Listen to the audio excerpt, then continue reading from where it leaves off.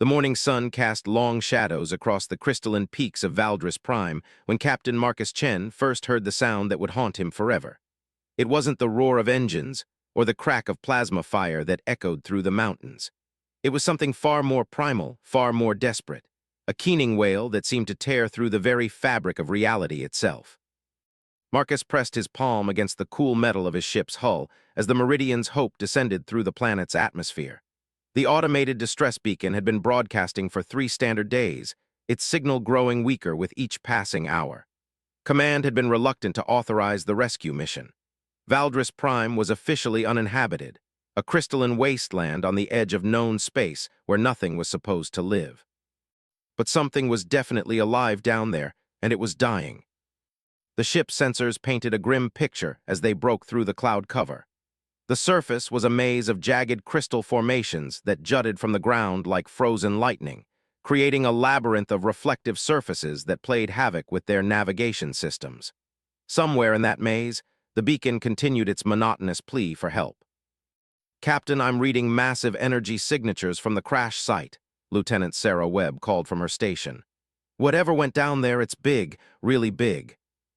Marcus nodded, his weathered face creased with concentration. At 43, he had seen enough of the galaxy's mysteries to know when something didn't fit the standard pattern.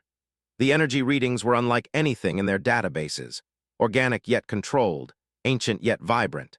It reminded him of the old stories his grandmother used to tell about the mythical creatures that once soared between the stars before humanity had learned to walk upright.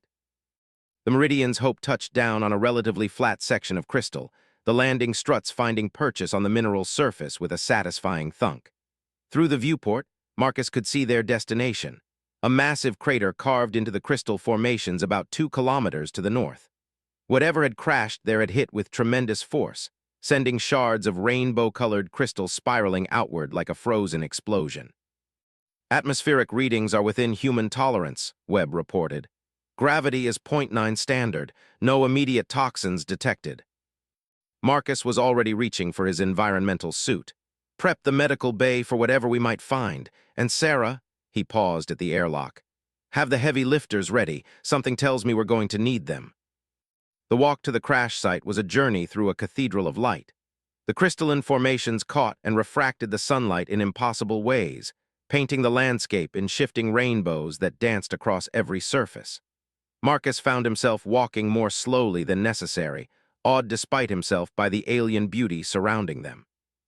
But as they drew closer to the crater, the beauty gave way to devastation. The crystal formations here were shattered, their once perfect geometries reduced to glittering rubble. Scorch marks painted black streaks across the rainbow surfaces, and the air itself seemed to shimmer with residual energy. And then Marcus saw it. The creature lay at the center of the crater like a fallen mountain. Its body stretched nearly 200 meters from nose to tail, covered in scales that seemed to be forged from liquid starlight. Each scale caught the light and threw it back in patterns that hurt to look at directly, as if the very substance of the being existed partially outside normal space.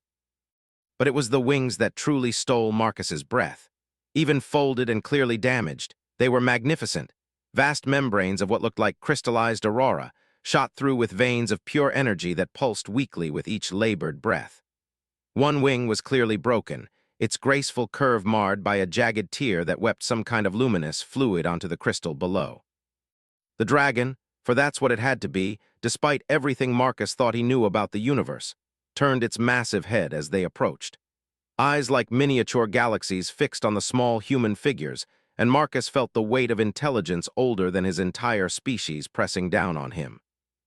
When the dragon spoke, its voice resonated through the crystal formations themselves, a bass rumble that seemed to come from the planet's core. But the words it spoke were in perfect standard galactic, tinged with an accent that suggested languages far older than human civilization. I can't feel my wings," the dragon whispered, and the pain in those words was so profound that Marcus felt his knees threaten to buckle. Without thinking, without considering protocol or procedure or the dozen regulations he was about to violate, Marcus Chen knelt on the crystal rubble and looked up into those ancient, suffering eyes. In that moment, he wasn't a starship captain or a representative of humanity. He was simply one living being witnessing the agony of another. "We're here to help," he said, his voice barely audible against the vast presence before him. "My name is Marcus. What's yours?" The dragon's massive head tilted slightly, as if the question had surprised it. When it answered, there was something like wonder mixed with the pain. "I am Valderis, last of the Star Singers, keeper of the ancient ways. And you are human, are you not? The young ones who sing to the void with metal wings." Marcus nodded, still kneeling. Behind him, he could hear Webb and the rest of the medical team setting up their equipment, but their movements seemed distant, unimportant. All that mattered was the conversation happening in this crystal-lined crater. "Your people, they are not known for their kindness to things they do not understand," Valderis continued, its voice growing weaker. "Why do you kneel before me, small one? Why do you offer aid to one who could reduce your ship to ash with a thought?" The question hung in the air between them, weighted with implications Marcus was only beginning to understand. He thought of the stories, the legends of dragons that existed in nearly every human culture despite humanity having never encountered them before leaving Earth.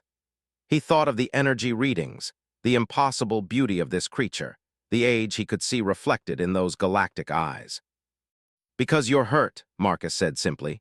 "Because you called for help and we answered, and because—" He paused, searching for words that could convey the truth he was only just beginning to grasp. "Because I think we've been waiting for each other a very long time." Valderis was silent for a long moment, its breathing labored but steady. Around them, the crystal formations continued their light dance, painting the scene in shades of wonder and impossibility. Finally, the dragon spoke again, and there was something new in its voice, hope, fragile as spun glass but undeniably present. "Perhaps," Valderis whispered, "perhaps the ancient songs were not wrong after all. But tell me, Marcus of the humans, are you prepared to witness something that will change the way your people see the universe forever?" Marcus looked up at the magnificent, broken creature before him and felt the weight of history settling on his shoulders. Whatever happened next would ripple out through human space like a stone thrown into still water, creating waves that would reshape everything they thought they knew about their place in the cosmos. "I'm ready," he said, and meant it with every fiber of his being. The dragon's eyes seemed to brighten slightly, and when it spoke again, its voice carried the echo of distant music, of songs sung between the stars before Earth was even a cooling ball of rock. "Then kneel closer, young singer of the void, and witness the impossible made manifest." Marcus shuffled closer on his knees, the crystal fragments cutting through his environmental suit, but somehow not penetrating to his skin. As he drew nearer to Valderis, he began to feel something he had never experienced before, a resonance that seemed to vibrate in his very bones. The air around the dragon shimmered with more than just heat distortion. It pulsed with an energy that his instruments couldn't measure but his human soul could somehow perceive. "The songs of my people speak of a partnership older than recorded time," Valderis said, its massive head lowering until it was only a few meters from Marcus. Up close, the captain could see that each scale was not simply metallic but contained depths like trapped starfields. When the universe was young and the barriers between realities were thin, dragons and humans walked together among the stars. Lieutenant Webb approached cautiously, her medical scanner in hand. "Captain, the energy readings are off the charts. Whatever's happening here, it's unlike anything in our databases." Marcus held up a hand to signal her to wait. Something profound was occurring, and he sensed that interrupting it could have consequences beyond their understanding. "Your people forgot," Valderis continued, its voice growing stronger despite its injuries. "As you grew in number and spread across worlds, the old bonds faded. We retreated to the far reaches, watching, waiting, hoping that one day you would remember what we once shared." The dragon's breathing was becoming more labored, and the luminous fluid seeping from its wing was pooling in the crystal formations below. Marcus could see that despite its incredible presence, Valderis was dying. "The crash wasn't an accident, was it?" Marcus asked quietly. "No, young singer. I came here following the old paths, seeking the crystal formations that could amplify the ancient songs. I felt something calling through the void, a resonance I hadn't heard in millennia." Valderis's galaxy eyes fixed on Marcus with startling intensity. "It was your ship's engines, Marcus of the humans. They sing a harmony that my people helped design, though your engineers never knew it." Marcus felt a chill that had nothing to do with the planet's atmosphere. "Help design? What do you mean?" The mathematics of faster-than-light travel, the principles your species discovered 3 centuries ago. They were breadcrumbs left behind by the last of the star singers. We knew that when you were ready to truly reach for the stars, you would need to harmonize with the universe's deeper currents. The equations your scientists think they derived independently were suggestions, whispered into the dreams of your greatest minds. Webb's scanner beeped insistently, and she moved closer despite her obvious fear. Captain, its life signs are failing. Whatever's keeping it alive won't last much longer. Valderis let out a sound that might have been laughter if it weren't so filled with pain. Your healer speaks truth, Marcus. My physical form is ending, but before the final silence, I would ask something of you. Anything, Marcus said without hesitation, surprising himself with the depth of his conviction. Place your hand upon my heart scale, there where the light burns brightest. The dragon shifted slightly, exposing a section of its chest where a single massive scale pulsed with internal fire. What I am about to share will change you, and through you, your entire species. Are you certain you wish this burden? Marcus looked at the scale, then back at those ancient eyes. He thought of his crew, of humanity scattered across 100 worlds, of all the mysteries they had encountered but never truly understood. Somewhere deep in his genetic memory, something stirred, a recognition so profound it brought tears to his eyes. We never forgot entirely, did we? He whispered. That's why every human culture has dragon myths. That's why we look at the stars and feel homesick for something we've never experienced. Yes, Valderis breathed. The partnership is written in your very DNA, dormant but waiting for this moment. Marcus reached out with steady hands and pressed his palm against the heart scale. The moment his skin made contact, the universe exploded into song. It wasn't sound in any conventional sense. It was pure harmony made manifest, the mathematical poetry that held galaxies in their dance and guided the formation of worlds. Marcus felt his consciousness expand beyond the boundaries of his physical form, touching something vast and ancient and indescribably beautiful. Through the connection, he felt Valderis's pain, not just the physical agony of broken bones and torn membranes, but the deeper anguish of loneliness, of being the last of a species that had once numbered in the millions. He felt the weight of eons spent waiting, hopping, believing that their human partners would someday remember what they had lost. But along with the pain came something else. Knowledge. The true history of the galaxy flooded through him, civilizations that had risen and fallen, cosmic threats that had been faced and overcome, the delicate balance that kept the universe from sliding into entropy or chaos. And through it all, the partnership between dragons and humans had been the stabilizing force, two species whose combined abilities could reshape reality itself. The healing, Valderis's voice echoed directly in his mind now. You have the power, young singer, your species always did, but you must believe and you must remember how to harmonize with the cosmic song. Marcus felt the knowledge settling into his mind like pieces of a puzzle he'd been trying to solve his entire life. The human ability to dream, to imagine, to envision futures that didn't yet exist, it wasn't just creativity. It was a fundamental force of reality manipulation, constrained only by limited understanding and fear of the impossible. What do I do? Marcus asked, his voice speaking both aloud and directly into the dragon's consciousness. Sing with me, Valderis replied. Let your people's gift for harmony join with my ability to shape the cosmic currents. Together, we can heal what has been broken, not just my physical form, but the ancient bond itself. Marcus had never considered himself a singer, but as he knelt there with his hand on the heart scale, he found himself humming, a melody that seemed to come from somewhere deeper than memory. It was a tune his grandmother had sung to him as a child, simple and beautiful, about starlight and wonder and the magic that lived in the space between heartbeats. The effect was immediate and stunning. The crystal formations around the crater began to resonate, their surfaces brightening until the entire area was bathed in rainbow fire. Webb and the medical team stumbled backward, their equipment forgotten as they witnessed something that redefined their understanding of what was possible. Valderis's wounds began to close. The tear in its wing sealed itself with threads of pure light, while the luminous fluid that had been seeping away reversed its flow, returning to nourish the damaged tissues. But more than physical healing was taking place. Marcus could feel the dragon's strength returning, its life force growing brighter and more stable with each note of their shared song. Impossible, Webb whispered. but her voice was filled with wonder rather than disbelief. As the healing progressed, Marcus began to understand that this moment was just the beginning. The knowledge flowing through him included glimpses of what was to come: human ships that sang through space like living things, colonies that grew in harmony with their worlds rather than conquering them, a future where the partnership between two species would help guide an entire galaxy toward something greater than either could achieve alone. When the song finally ended, Valderus lifted its magnificent head and spread wings that blazed with renewed health. The dragon's eyes still held their galactic depths, but now they sparkled with joy rather than pain.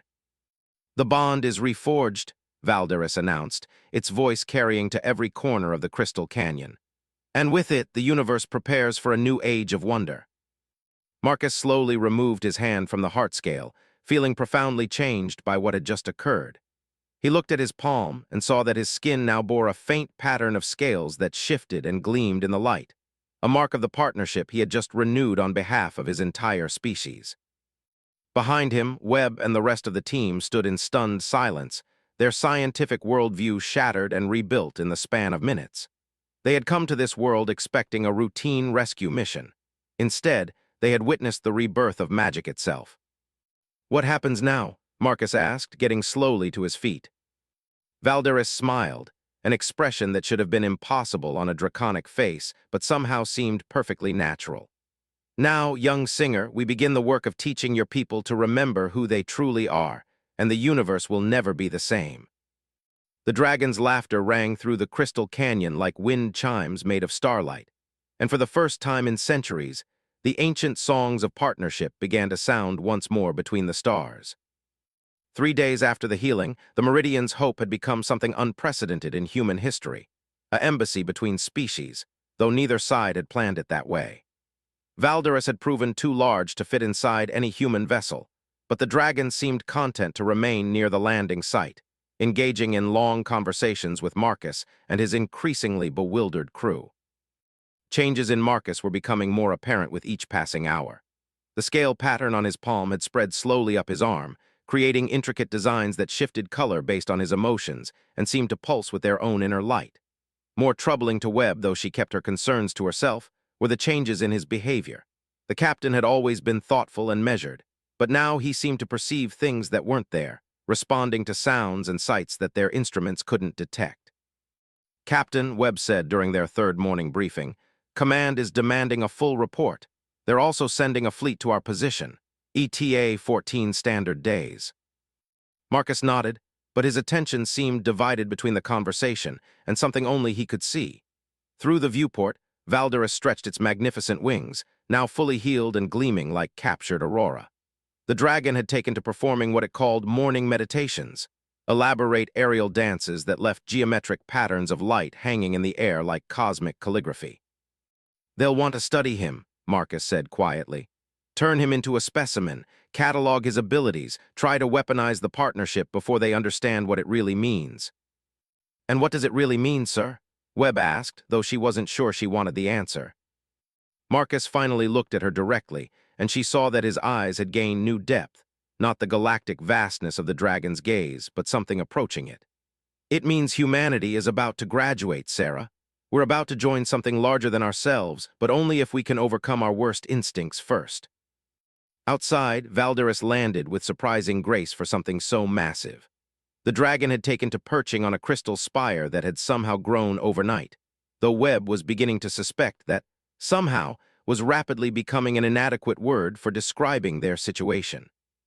"The song lines are awakening across the galaxy," Valderus had explained the previous evening, its voice carrying clearly through the ship's communication systems despite the lack of any obvious transmission device. "Your people have been unconsciously humming the frequencies for generations. Now that the bond is restored, those dormant melodies are beginning to manifest." What that meant in practical terms was becoming increasingly clear as reports filtered in from across human space. Ships were arriving at their destinations ahead of schedule, their engines somehow operating more efficiently than their designs should allow. Colonial agricultural yields were increasing dramatically for no apparent reason.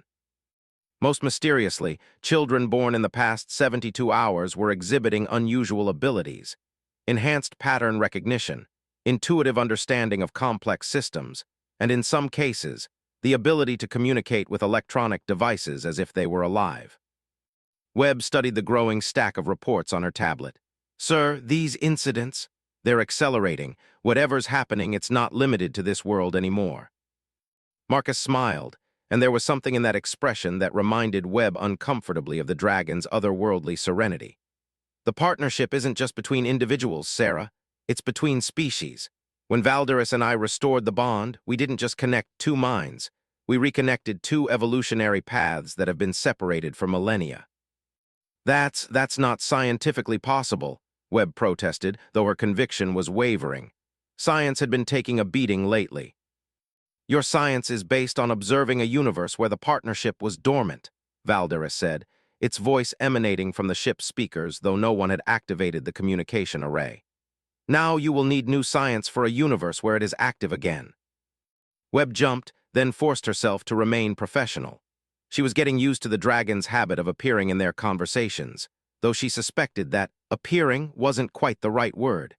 It was more like Valderus had always been part of their discussions, and they were only now learning to perceive that presence. "Show her the mathematics," Marcus suggested.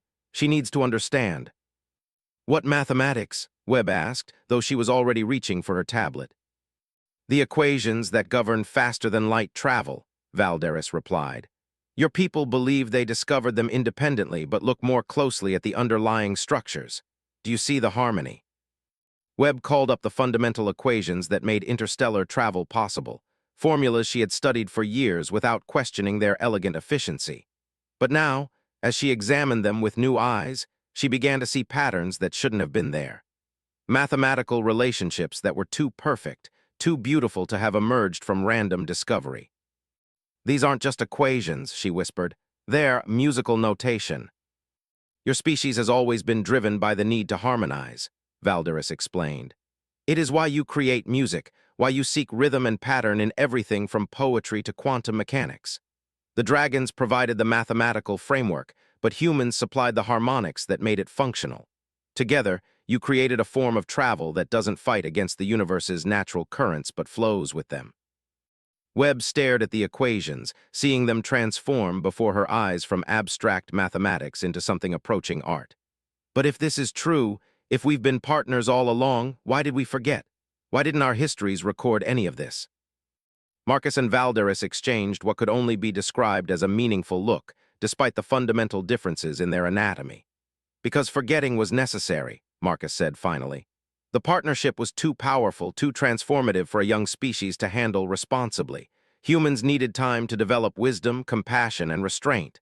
Dragons needed time to heal from earlier mistakes." "Earlier mistakes?" Webb pressed. Valderus was silent for a long moment before answering. "My people once tried to guide other species toward transcendence before they were ready. The results were catastrophic. Entire civilizations destroyed themselves trying to achieve power they couldn't control.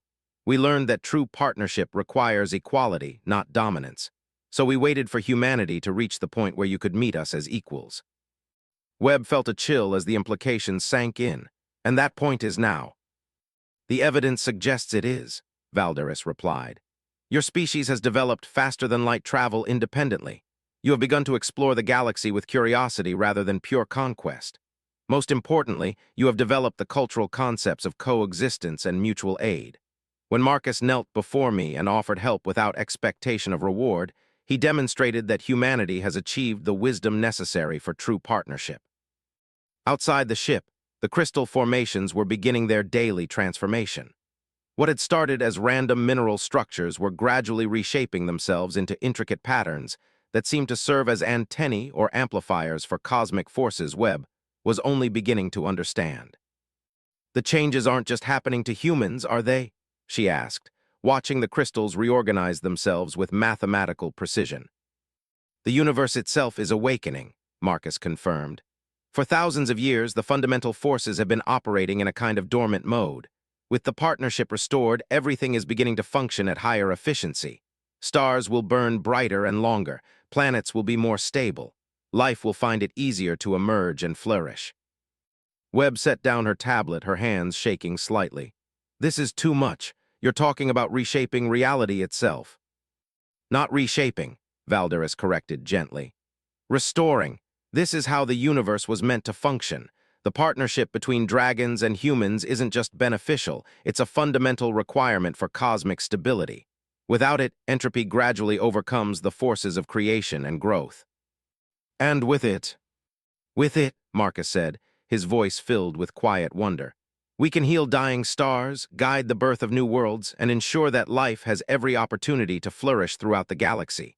We become partners not just with each other, but with the universe itself. Webb looked out at the alien landscape, watching Valderus spread its wings and begin another of its aerial meditations. The patterns the dragon traced in the air were becoming more complex each day, and she was beginning to suspect that they served a purpose beyond mere exercise. "What are you doing out there?" she asked the dragon directly. "Teaching," Valderus replied. "Every movement, every pattern is a lesson in the deeper harmonies. Your ship's computers are recording and analyzing the data, though they do not yet understand what they are seeing. When your people are ready to learn, the information will be there waiting for them." Webb accessed the ship's sensor logs and found terabytes of data that had been accumulating since their arrival. The computer had been faithfully recording Valderus's movements, storing them as incomprehensible geometric sequences. But looking at them now, she could almost see the underlying patterns, the mathematical beauty that governed the dragon's dance. "How long," she asked, "how long before humanity is ready for all of this?" Marcus considered the question carefully. "Some are ready now, others will need time to adapt. But the process has begun and it's irreversible. Within a generation, every human child will be born with the ability to perceive and interact with the cosmic harmonies. Within 2 generations, the distinction between technology and magic will become meaningless. And the fleet that's coming." Marcus's expression darkened slightly. "They'll represent the old way of thinking, fear, suspicion, the need to control and categorize everything. But they'll also include people who are ready to embrace the new paradigm. Our job is to help them understand what they're truly witnessing." Valderus landed again, this time settling directly beside the ship with movements that spoke of ancient grace and patience. "The young ones will adapt quickly," the dragon said. "It is the old ones, set in their patterns, who will struggle most. But struggle is part of growth, and growth is the purpose of existence." Webb looked at her captain, seeing him not as the man she had served with for 3 years, but as something new. A bridge between worlds, between species, between what humanity had been and what it was becoming. "Are you still human?" she asked quietly.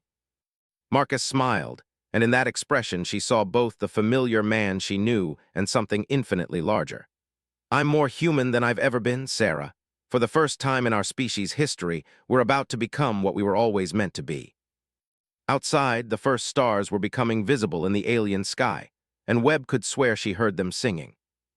Admiral Catherine Torres stood on the bridge of the Sovereign Dawn, her weathered hands gripping the command rail as she studied the impossible sight displayed on the main viewer. Valdris Prime stretched before them, but it bore no resemblance to the barren crystal world in their stellar cartography database. The entire surface pulsed with patterns of light that seemed to respond to their presence, creating mandala-like designs that shifted and flowed like living art. "Distance to the Meridian's hope?" she asked, her voice carefully controlled despite the situation that defied every protocol she'd memorized in 40 years of military service. 15,000 kilometers and closing," Lieutenant Commander Hayes reported. "Admiral, we're detecting massive energy readings from the planet's surface. Whatever's down there, it's unlike anything in our databases." Torres nodded grimly. The reports they'd received during their journey had grown increasingly alarming.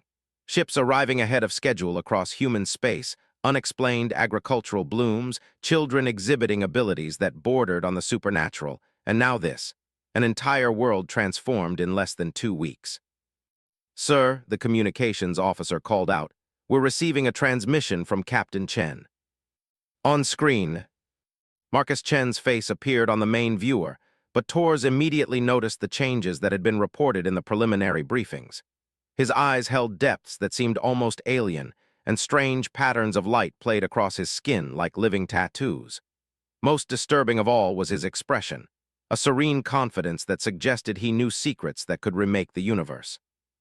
"Admiral Torres," Marcus said, his voice carrying harmonics that seemed to resonate through the ship's hull itself. Welcome to Valdris Prime. I trust your journey was enlightening. Tors kept her expression neutral.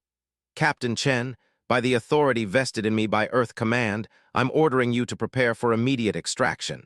You and your crew will be transferred to the Sovereign Dawn for debrief and medical evaluation. Marcus's smile was gentle but immovable. I'm afraid that's not possible, Admiral. We have responsibilities here that supersede our military obligations. Responsibilities? Tor's voice sharpened. Captain, your crew has been exposed to unknown alien influences for 2 weeks. The reports we've received suggest significant psychological and physiological changes. You're in no condition to make command decisions. On the contrary, Marcus replied, I'm in the best condition I've ever been in. Admiral, what I'm about to show you will challenge everything you believe about humanity's place in the universe. I ask that you approach it with an open mind. Before Tors could respond, the view screen expanded to show the area around the Meridian's Hope. What she saw there made her breath catch in her throat. A dragon, a living, breathing, impossible dragon that dwarfed the human vessel beside it.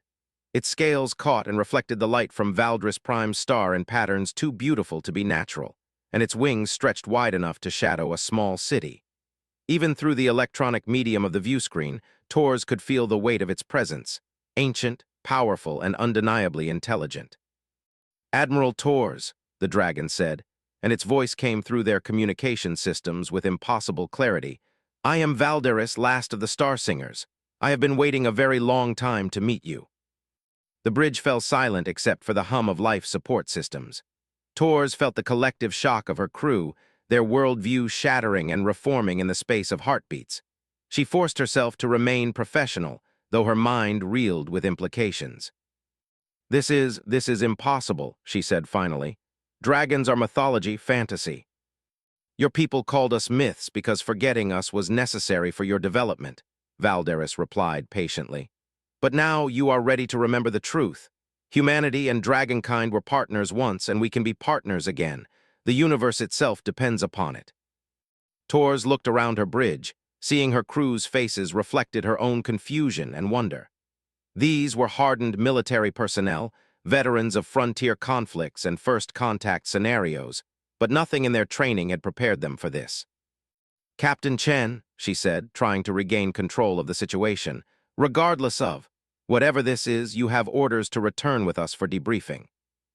Admiral, Marcus said, his voice taking on a note of urgency, in approximately 6 hours, your ship's engines are going to begin operating 30% more efficiently than their design specifications allow. Your navigation systems will start plotting courses that shouldn't work but do. Some of your younger crew members will begin demonstrating abilities they've never had before. This is happening across human space, and it's accelerating. Tors felt a chill. The reports had mentioned such phenomena, but she had dismissed them as exaggerations or misunderstandings. What are you saying? The partnership between humans and dragons isn't just historical, Valderis explained. It's encoded in your very genetics. When Marcus restored our bond, he triggered a species-wide awakening. Your people are beginning to remember abilities that have been dormant for millennia. Admiral, Hayes called out, his voice tight with alarm. I'm reading fluctuations in our FTL drive. The harmonic frequency is shifting, but the efficiency ratings are actually improving. Tors stared at her tactical officer, then back at the screen where Marcus and the dragon waited patiently for her response. This is insane. You're talking about fundamental changes to human nature itself. Not changes, Marcus corrected. Restoration. Admiral, may I have permission to come aboard your vessel? There are things you need to understand, and they can't be communicated at a distance. Every instinct Tors had developed over decades of military service screamed against allowing the obviously compromised captain onto her ship. But she looked at the dragon, at Valderis, and saw in those galactic eyes something that spoke to her on a level deeper than training or protocol. Beaming coordinates are being transmitted now, she said, surprising herself. You have 1 hour, Captain, make it count. The transporter chamber materialized Marcus Chen in a cascade of light that seemed more brilliant than usual, as if the process itself was somehow enhanced by his presence. Tors met him at the transporter bay, flanked by 2 security officers who looked distinctly uncomfortable with the entire situation. Up close, the changes in Marcus were even more pronounced. The scale patterns on his skin weren't tattoos or prosthetics. They were organic, integrated into his biology so seamlessly that they seemed natural. When he moved, there was a fluid grace that reminded Tors uncomfortably of the dragon they'd seen on the screen. "Admiral," Marcus said, extending his hand in greeting. "Thank you for allowing me aboard." Tors hesitated before taking his hand, unsure what to expect. The moment their skin made contact, she felt it, a resonance that seemed to vibrate through every cell of her body. For an instant, she caught a glimpse of something vast and beautiful, a harmony that connected every living thing in the universe. "What was that?" she gasped, pulling her hand back. "A reminder," Marcus said gently, "of what we used to be, what we can be again." He gestured toward the corridor. "May we speak privately? What I have to show you isn't meant for casual observation." Tors led him to her ready room, her mind racing with questions and implications. Once the door sealed behind them, she turned to face him directly. "Explain all of it. What happened down there, what's happening to my ship, what's happening to humanity?" Marcus settled into a chair with that same fluid grace. "Thousands of years ago, humans and dragons were partners. Not master and servant, not rider and mount, but true partners. Dragons provided cosmic perspective and the ability to manipulate fundamental forces. Humans provided creativity, adaptability, and what you might call the spark of inspiration. Together, we achieved wonders. We guided the formation of worlds suitable for life. We healed dying stars. We created the mathematical frameworks that your modern FTL technology is based on, but we also made mistakes." Tors listened intently as Marcus continued, describing civilizations that had been given too much power too quickly, species that had destroyed themselves trying to achieve transcendence before they were ready. "So the dragons retreated," Marcus concluded. "They went into hiding, letting humanity develop on its own until we reached the point where we could be trusted with a partnership again. And that point is now. The evidence suggests it is. When Valderus was injured and called for help, the first human to respond didn't try to capture or control him. I knelt down and offered aid. That single action demonstrated that humanity had developed the wisdom and compassion necessary for renewed partnership." Tors walked to the viewport, looking down at the transformed world below. "And the changes everyone's experiencing. The partnership isn't just between individuals, it's between species. When the bond was restored, it triggered genetic memories that have been dormant in humans for thousands of years. Your people are beginning to remember abilities they never knew they possessed." "Admiral," her communicator crackled with Hayes's voice, "you need to get back to the bridge. Now." Tors and Marcus hurried to the bridge, where they found the crew staring at their displays in amazement. "Report," Tors ordered. "Admiral, 3 of our junior officers just— I don't know how to describe this. They interfaced directly with the ship's computer system. No physical contact, no verbal commands. They're running diagnostic routines that don't exist in our programming, and they're fixing problems we didn't even know we had." Tors looked at Marcus, who nodded knowingly. "It's beginning. Your crew members with the strongest intuitive abilities will adapt first. Within days, they'll be able to interact with technology in ways that seem impossible but are actually quite natural. This is happening across the fleet. Across human space," Marcus confirmed. "The awakening can't be contained or reversed. Humanity is evolving, Admiral, and fighting it will only cause pain and confusion." Tors felt the weight of decision pressing down on her. She had orders to bring Marcus and his crew back for study. She had a responsibility to Earth Command to report on the situation. But she also had a deeper responsibility to her crew, to her species, and to the universe itself. "What do you need from me?" she asked quietly. Marcus smiled, and there was genuine gratitude in his expression. "Help us teach them. Help us show humanity that this change isn't something to fear but something to celebrate. We're about to become more than we ever imagined possible." Outside the viewports, the transformed world of Valdris Prime pulsed with patterns of light that seemed to beckon toward an impossible future. Tors looked at her crew, seeing the wonder and fear warring in their faces, and made her choice. "Open a channel to all ships in the fleet," she ordered. "It's time they learned the truth." 6 months after the events at Valdris Prime, the Terran Council chambers had been redesigned to accommodate beings that defied every architectural assumption humanity had ever made. The vast dome now stretched impossibly high. its crystalline walls resonating with harmonics that seemed to come from the structure itself, rather than any technological source. Where once sterile metal and plastic had dominated, now flowing organic curves created spaces that felt alive, responsive to the thoughts and emotions of those within. Ambassador Elena Vasquez stood at the center of the chamber, her own transformation complete enough that she no longer startled when she caught her reflection. The scale patterns that had begun appearing on humans across the galaxy were more than decorative. They served as neural interfaces with the cosmic harmonies that governed reality itself. Elena's patterns spiraled along her arms and across her collarbone in designs that seemed to shift based on her emotional state and the depth of her connection to what everyone had begun calling the song. Around the chamber's perimeter, representatives from 17 human colonies sat beside their dragon partners. The sight still amazed Elena, even after months of witnessing it daily. Each partnership was unique. Some dragons were massive like Valderis, while others were smaller, more delicate beings whose scales shimmered like captured moonlight. The humans showed similar variety in their transformations, from subtle scale patterns to more dramatic changes that included enhanced neural capacity and the ability to perceive electromagnetic spectrums far beyond baseline human normal. The Centauri Prime Agricultural Report shows yields up 400% over pre-partnership levels, reported Dr. Sarah Chen, Marcus's younger sister, and the newly appointed Director of Interspecies Agricultural Development.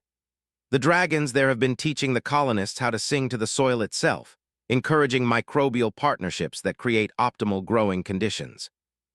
Elena nodded, making notes on a tablet whose screen responded as much to her thoughts as to her touch. The technology had evolved rapidly once human engineers began working directly with dragons to understand the true principles underlying their devices. What had once been mere computational tools were now becoming extensions of human consciousness itself. "Any problems with the adaptation process?" she asked.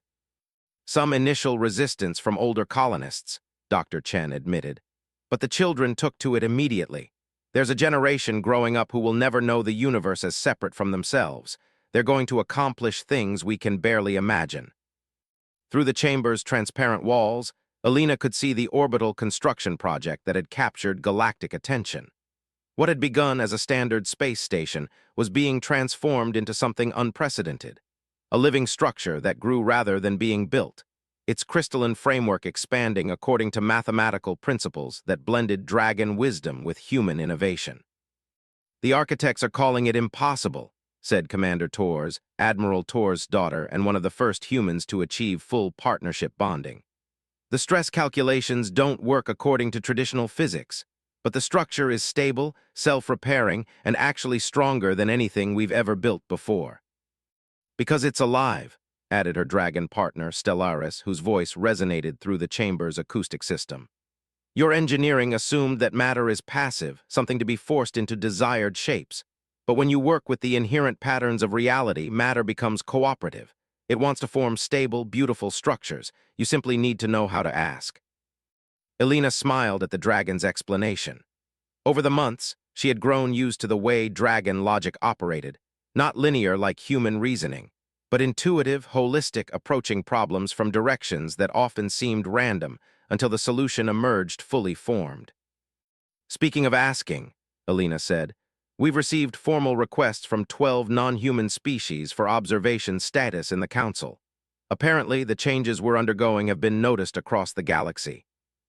The chamber fell silent as the implications sank in. Humanity's transformation had been so rapid and comprehensive that it was beginning to attract attention from civilizations that had previously ignored the young species entirely. "The Vegan Trade Consortium is particularly interested," Elena continued. "Their ambassador specifically mentioned harmonic resonance patterns in their communication.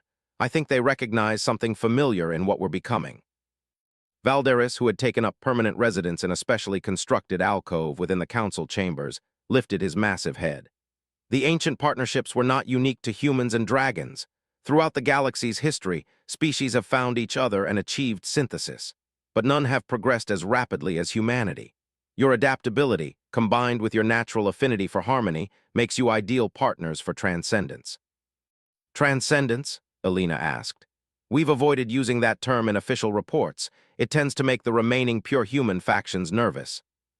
And yet it is the accurate description, Valderis replied gently. What do you call it when a species develops the ability to perceive and manipulate the fundamental forces of reality, when they can communicate directly with the universe itself, when they begin to heal worlds and guide the formation of new solar systems? Alina had to admit the dragon had a point. The changes were accelerating beyond anyone's ability to predict or control. Human colonies were reporting breakthrough discoveries almost daily, new forms of faster-than-light travel that didn't require massive energy expenditure, medical techniques that could regenerate entire organs by convincing the body to remember its optimal patterns, even early experiments in stellar engineering that allowed dying stars to be renewed and revitalized. "There's something else," Commander Torres said, her expression troubled. "We've detected signals from outside the galaxy. Long-range sensors are picking up structured transmissions that seem to be responding to our own harmonic emissions." The chamber's atmosphere shifted subtly, the crystalline walls darkening as if responding to the collective mood of those within. "From where?" Elena asked.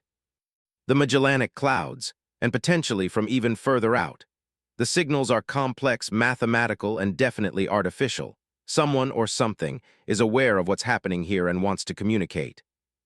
Valderis and the other dragons exchanged looks that managed to convey volumes despite their alien features.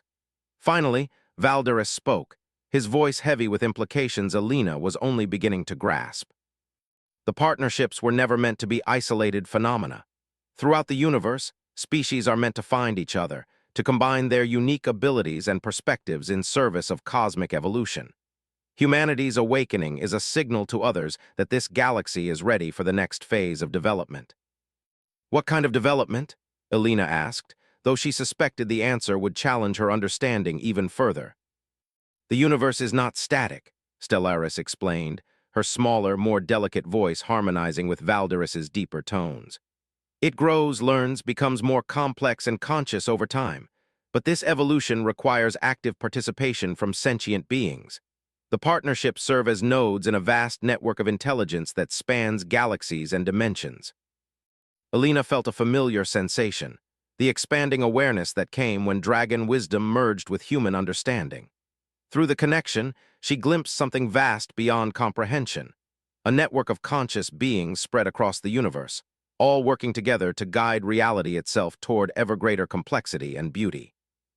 "We're being invited to join something larger," she said, understanding flooding through her. "The signals aren't just communication, they're an invitation." "But only if we're ready," Dr. Chen warned. "The reports from the outer colonies suggest that some humans are advancing faster than others. We need to be careful not to leave anyone behind." Marcus Chen, now serving as Earth's first dragon-human liaison, stood to address the assembly. His transformation was the most complete of any human yet documented. The scale patterns covered most of his visible skin, and his eyes held depths that seemed to reflect star charts of galaxies yet to be born. "The beauty of the partnership is that advancement isn't mandatory," he said. "Humans who choose to remain baseline are still fully human, still valued members of our species. But those who are ready for transcendence shouldn't be held back out of fear or conservatism." "The children will lead," Valderis agreed. "They adapt most quickly because they have fewer preconceptions to overcome. Within a generation, the distinction between human and dragon-bonded human will be meaningless. Your species will simply be more than it was before." Alina looked around the chamber at the assembled representatives, beings who had been ordinary humans just months ago and were now something unprecedented in galactic history. They were still recognizably human in their thoughts and values, but they had gained capabilities that bordered on the miraculous. "Then we accept," she said formally. "Humanity accepts the invitation to join the galactic network. We'll send response signals to the Magellanic Clouds and begin preparations for contact with whatever intelligences are reaching out to us." The chamber's crystalline walls began to resonate with new harmonics, creating patterns of light that seemed to celebrate the decision. Outside, the living space station pulsed with increased activity, as if responding to the momentous choice that had just been made. "What will we become?" Elena asked, though she addressed the question as much to the universe itself as to the dragons present. "Something wonderful," Valderis replied. something that has never existed before but was always meant to be. Humanity will become the bridge between what was and what could be, guides for other species beginning their own journeys toward transcendence. Elena felt the truth of those words resonating through her transformed body and enhanced consciousness. Humanity was no longer the young species struggling to find its place among the stars. They had become something new, something vital to the universe's continued evolution. Outside the council chambers, human children played with young dragons, their laughter creating harmonics that made flowers bloom in impossible colors and caused nearby technology to operate with perfect efficiency. The future was being born in that laughter, in the partnership between species that had found each other across the vastness of space and time. And in the depths of space, ancient signals continued their patient journey toward Earth, carrying messages of welcome from intelligences that had been waiting eons for humanity to take its place in the cosmic symphony. The universe sang, and humanity finally knew how to sing back.